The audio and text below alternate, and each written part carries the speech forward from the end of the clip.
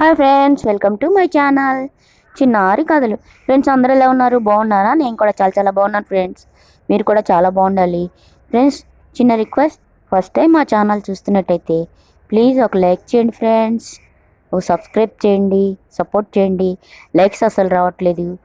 మా ఛానల్ చూసి మీకు నచ్చితేనే, మా స్టోరీస్ అన్నీ విని మీకు నచ్చితేనే ఒక లైక్ చేయండి ఫ్రెండ్స్. ఈరోజు ఒక చిన్న కథ చెప్పుకుందాం. మినీ కథ కోతల రాయుళ్ళు. ఒకసారి వైశాలికి చెందిన శత్రుడు అనే విదీషకుడు ఒకడు పని మీద శ్రావస్తి నగరానికి పోతూ రాత్రికి జయపురం అనే ఊళ్ళో సత్రంలో బస చేశాడు. అప్పటికే మరికొందరు వాటసార్లు అక్కడ ఉన్నారు. అంతా భోజనాలు చేసి పడుకున్నారు. అప్పుడు పక్కనే ఉన్న ముగ్గురు వ్యక్తులు గొప్పగా మాట్లాడుకోవడం గమనించి చెవులు రిక్కించాడు. వాళ్ళ ముగ్గురులో ఒకడు రాజుగారి అలమందలు కాచే గోపాలుడు, రెండోవాడు ఉద్యానం సంరక్షకుడు, మూడోవాడు రాజభటుడు. నేను కాపలా ఉంటే నా అలమందలు నిశ్చంతగా ఉంటాయి. ఒక్క కేక పెట్టానంటే చాలు, మంద మీదకొచ్చే పెద్ద పులి కూడా భయపడి తోక ముడిచి పారిపోవాల్సిందే అంటూ గొప్పలు చెప్పుకున్నాడు. భలేవాడువయ్యా, నా గురించి నీకు అస్సలు తెలీదు. నేను బొబ్బ పెట్టానంటే తోటలో పడ్డ గజదొంగ అయినా సరే గజగజలాడిపోయి చెట్టెక్కాల్సిందే. 10 మంది దొంగల్ని కట్టేసి కొట్టాను తెలుసా అంటూ తన గురించి గొప్పలు చెప్పుకున్నాడు. మీ ఇద్దరూ ధైర్యవంతులే కావచ్చు, కానీ నేను రాజభటుణ్ణి.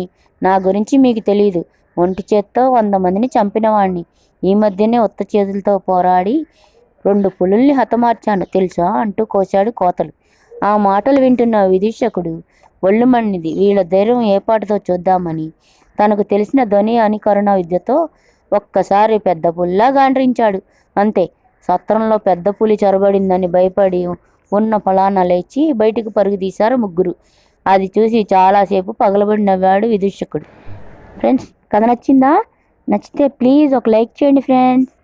లైక్ చేయండి, షేర్ చేయండి, సబ్స్క్రైబ్ చేయండి ఫ్రెండ్స్, సపోర్ట్ చేయండి. మా కథ ఎలా ఉందో కామెంట్ చేయండి ఫ్రెండ్స్. సబ్స్క్రైబ్ చేయండి ఫ్రెండ్స్. సబ్స్క్రైబ్ చేసినాక పక్కనే ఉన్న బెల్ గంట నొక్కండి. మా నోటిఫికేషన్స్ అన్నీ మీకు వస్తాయి. ఇలాంటి మంచి మంచి నీతి కథలు, చిన్న కథలు, పిట్ట కథలు చాలా మీ ముందుకు తీసుకొస్తుంటాను. ఉంటాను. బాయ్.